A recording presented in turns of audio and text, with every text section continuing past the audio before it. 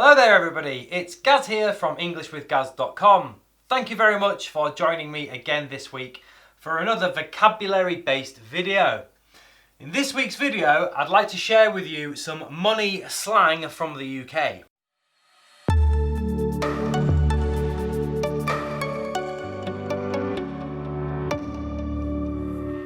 Let's begin. So to begin with, I have 4 different words here that we can use to talk about money in general. Not a particular amount or denomination, but rather all money in general. The first word is dough. Just like Homer Simpson says in The Simpsons when he makes a mistake, dough. The same thing, dough. Slightly different meaning, but we have here dough is what we make before we make bread. We make dough, we put dough in the oven, and dough rises to become bread. So in fact, I'm only giving you 10 words, but there are many words we can use to talk about money. We can call it dough, other people might call it bread. Dough is number 1. Number 2 is dosh. Dosh, just as it sounds, dosh. I haven't got any dosh, so I can't come with you to the football game on Saturday. Sorry. I'm all out of dough, so I can't come to the pub this evening. Number 3. Spondoolies. Spondoolies. Now it's spelt with an I, but it's pronounced ease rather than is at the end. Spondoolies. I'm not sure where this one comes from. It definitely doesn't originate in England, but it is a word that we can use to talk about money. Would you like to go to the amusement park at the weekend? I'm sorry, I don't have enough spondoolies. I cannot come. Okay. And number 4. Very funny one here. Bob. It is something that the older generation would say, but I often hear hipsters and other younger people saying it, so maybe it's coming back into fashion, becoming trendy again. Let me explain how we use it. We just simply put the number of pounds that something costs before Bob, and then we say Bob. So I might ask you, for example, I'm in a shop and I'm looking at some cups. I really like this cup. How much does it cost? It's 3 bob. It's 3 pounds. It's 3 bob. It's 10 bob. It's 20 bob. Probably when you get over 100, not so common. It's usually used for lower amounts, say 1 to 20. It sounds simpler if it's a smaller number. It's 2 bob, 3 bob, 10 bob, 20 bob, so on. So dough, dosh, spondoolies and bob are general ways that we use to talk about money. Moving on to number 5 and 6, I have here a couple of verbs for you. They both mean the same thing. Would you like to come and watch the football game at the weekend, Gaz? I would love to come, but unfortunately, I'm brassic. I would love to come, but unfortunately, I'm skint. Can you guess what they mean? I don't have any money. I'm broke. Broke is a synonym, but broke to me seems very extreme. It's also more a word that you would hear in American English. When I hear the word broke, I think of the word bankrupt, like seriously no money. I can't do anything. Whereas brassic and skint are slang, slightly more playful. Maybe I have got some money. I'm not bankrupt, I'm not broke, but I don't have enough money to come and watch the football game. So unfortunately, no, I can't come because I'm brassic or because I'm skint. Skint is a very, very popular word to use to talk about not having enough money to do something.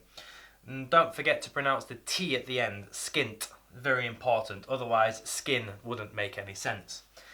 Moving on, here now to finish, I have 4 examples of some specific slang words which we use to talk about a certain amount of money.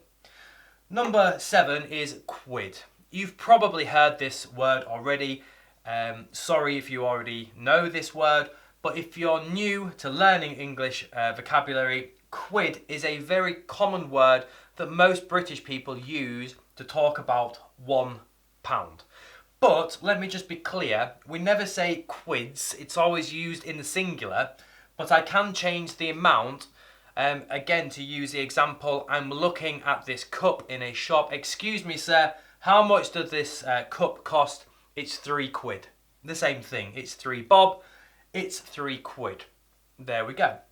Number 8. Now there are many different ways that we can use actually to talk about a £5 note. My personal favourite is to call it a deep sea diver. Why? Good question.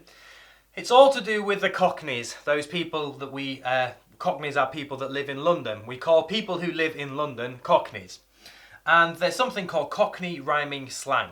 So that means we take words or expressions that sound like something else to mean something else. But you're probably saying, Gaz, 5 doesn't sound like deep sea diver. No, but the common way to talk about a £5 note, piece of paper, is to call it a fiver.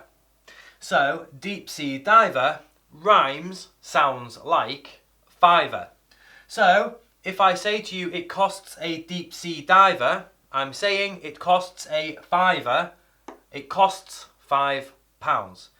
I know it's a little bit complicated, but I hope that's clear. So a deep sea diver is a fiver, and a fiver is £5. You could also call it a lady godiver, but that's more complicated. That's a different one for a different day maybe. But moving on to number 9, and we have the same idea here. This cock and hen comes from Cockney rhyming slang. Cock and hen, 10. So here you can see it's a little simpler. Hen rhymes with 10, so we have a cock and hen. How much does this cup cost? It's a cock and hen, 10. £10. Also though, we would simply call a £10 note a tenner. £5 note, a fiver. £10 note, a tenner. £5 note, deep sea diver. £10 note, cock and hen. Nobody ever said that English was easy. And when I say that this is slang, sometimes people think, oh, slang, I don't want to learn slang. I want to learn proper English. Well, this is proper English because this is how most people talk. I'm not talking about the affluent, well-to-do people born with silver spoons in their mouth. You'll know what that means if you've been watching my idiom videos. I'm not talking about posh people who will probably never use slang. But the posh people in Britain make up a small percentage of the overall population. Most people use slang in their everyday life. So don't be afraid that you would be judged by people for using slang. Of course, some of these are very slangy words, and some of these are very common. Skint, quid, everybody uses these words in British English, certainly the people that I know. So let's just finish off here with number 10. A grand is £1,000.